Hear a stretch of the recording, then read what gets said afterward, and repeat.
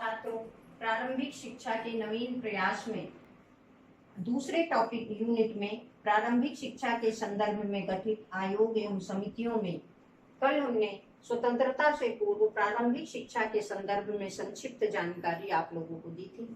उसी क्रम में आगे आज 1813 के आज्ञा पत्र के विषय में हम आपको पढ़ाएंगे। 1813 का आज्ञा पत्र बहुत ही प्रसिद्ध हुआ है।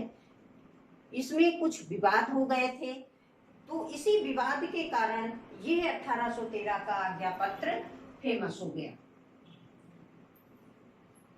इसके पहले 1793 में आज्ञा पत्र आया था। फिर 20 वर्ष के पश्चात नई चीजें जोड़ने के लिए पुनरावर्तन होता है और उसी क्रम में ये 1813 का आज्ञा पत्र ब्रिटिश सरकार ने पेश किया, जिसमें 3 धाराएं जोड़ी गई थी। उन 3 धाराओं में पहली थी प्रवेश की अनुमति। प्रवेश की अनुमति ईसाई मिशनरियों को और यहाँ पर शिक्षा की व्यवस्था करने के लिए, धर्म का प्रचार प्रसार करने के लिए। ऐसा नहीं था कि ये पहले से नहीं आ जा सकते थे, लेकिन इस आज्ञा पत्र में पूरी तरह से ये कन्फर्म कर दिया गया था कि ये कहीं भी भारत में जाकर अपनी शिक्षा का प्रचार प्रसार कर सकते हैं, ईसाई धर्म का प्रचार प्रसार किया जा सकता है। दूसरा पॉइंट था शिक्षा व्यवस्था। ईस्ट इंडिया कंपनी को ये उत्तरदायित्व दिया गया था कि उनके शासित प्रदेशों में, उनके शासित प्रदेश जो थे उसमें वो अपनी शिक्षा की व्यवस्था स्वयं करें। और तीसरा पॉइंट जो आया इसी क्रम में, 1 लाख रुपए की धनराशि, 1 लाख रुपए की धनराशि खर्च करने की बात कही गई कि शिक्षा के क्षेत्र में भारतीय शिक्षा और साहित्य और विद्वानों पर कम से कम 1 लाख रुपए की धनराशि खर्च की जाए। यही 1 लाख रुपए की धनराशि जो है मुख्य विवाद का कारण बनी। क्यों विवाद हुआ इस पर? क्योंकि ये स्पष्ट नहीं किया गया था कि ये 1 लाख रुपए की धनराशि किस शिक्षा पर खर्च की जाए, भारतीय प्राचीन शिक्षा पर खर्च की जाए या पाश्चात्य शिक्षा पर खर्च की जाए, पाश्चात्य साहित्य पर खर्च की जाए, या भारतीय साहित्य, अरबी, उर्दू, संस्कृति इस पर खर्च की जाए, या पाश्चात्य विद्वानों पर खर्च की जाए। तो उन्होंने यहाँ पर 3 शब्द दिए। पहला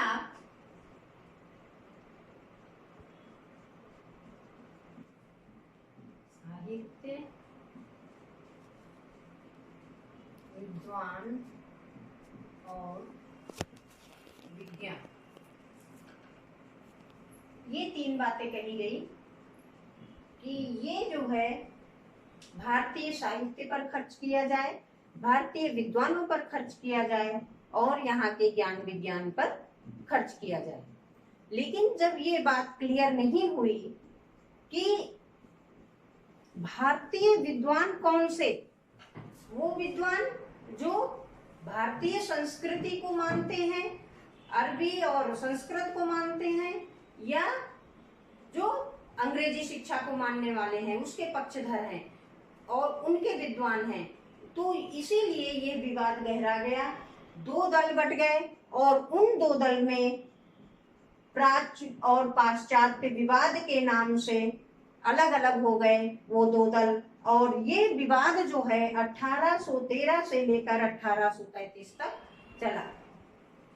अब हम आते हैं शुरू में प्राच्यवादी जो थे, कौन कौन से थे, कौन इसके हिमायती थे, जो ये चाहते थे कि भारतीय संस्कृति को, भारतीय सभ्यता को, भारतीय साहित्य को बढ़ावा दिया जाए, जिसमें कि न केवल भारतीय हमारे हिंदू और मुसलमान थे, बल्कि इसमें बहुत सारे अंग्रेज भी थे, जिसमें Warren Hastings, Lord Minto, Wilbur, princess आदि थे, जो कि ये चाहते थे कि भारतीय साहित्य अपने में परिपूर्ण है, उसको अंग्रेजी की कोई जरूरत नहीं है और इसी साहित्य को आगे बढ़ावा दिया जाए।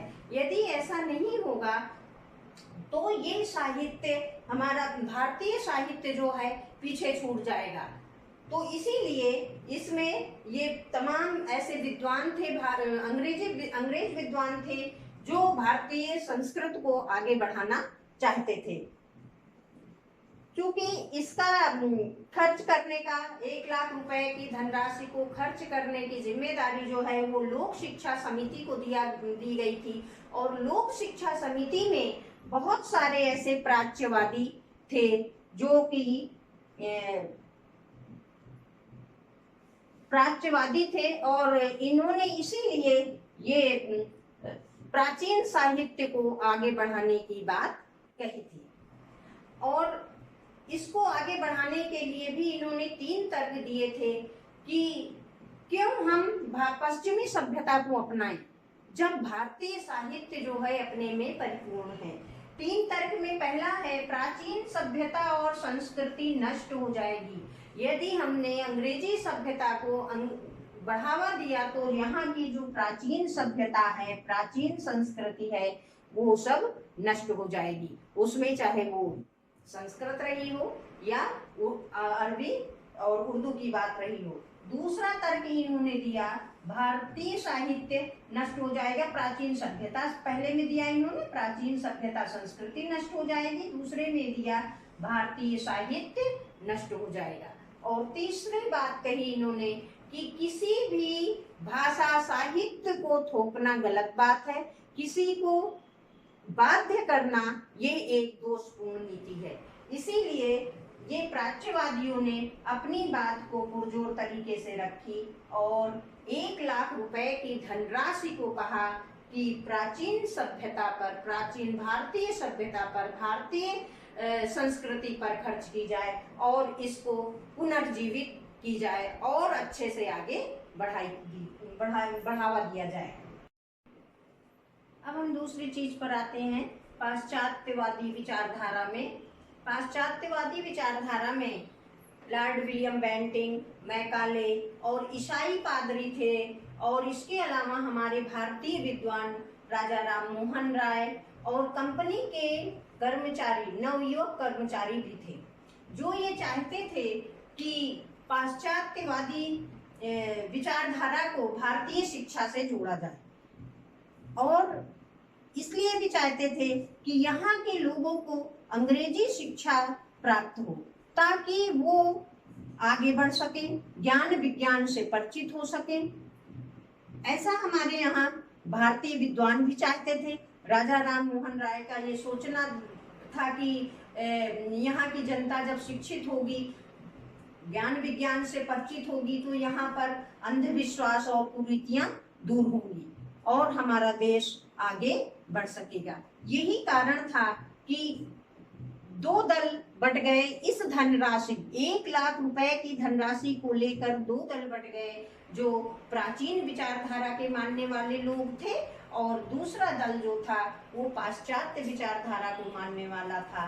और अब ये पाश्चात्य विचारधारा के मानने वाले जो लोग थे ये चाहते थे कि अगर यहाँ के लोग अंग्रेजी शिक्षा प्राप्त कर लेंगे तो वो अच्छे से कंपनी के लिए कार्य कर पाएंगे और उनकी सोच जो है वो पाश्चात्य हो जाएगी। और दूसरी तरफ हमारे यहाँ जो भारतीय विद्वान थे वो ये चाहते थे कि ज्ञान विज्ञान से परिचित होकर ये देश बहुत आगे बढ़ेगा। तो ये 2 चीज जो थी, जो 2 विचारधाराएं जो आपस में टकराई, और वो केवल 1 लाख रुपए की धनराशि के लिए थी। तो इस तरह से विवाद का मुख्य कारण जो था वो 1 लाख रुपए बन गया। छात्रों, ये विवाद बहुत लंबा चला। उस समय तत्कालीन governor general lord William Bentinck थे। इस विवाद को सुलझाने के लिए 18 जून 1834 को लॉर्ड मैकाले कानूनी सलाहकार के रूप में भारत आए और उन्होंने प्राच्य और पाश्चात्यवादी विचारधारा का अध्ययन किया और उसके बाद उन्होंने 2 फरवरी 1835 को अपनी रिपोर्ट दे दी, और जो कि मैकाले के विवरण पत्र, मैकाले के विवरण पत्र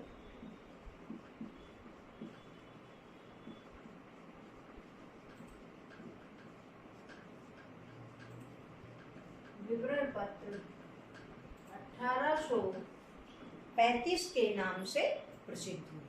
अब आगे का नेक्स्ट वीडियो में, धन्यवाद।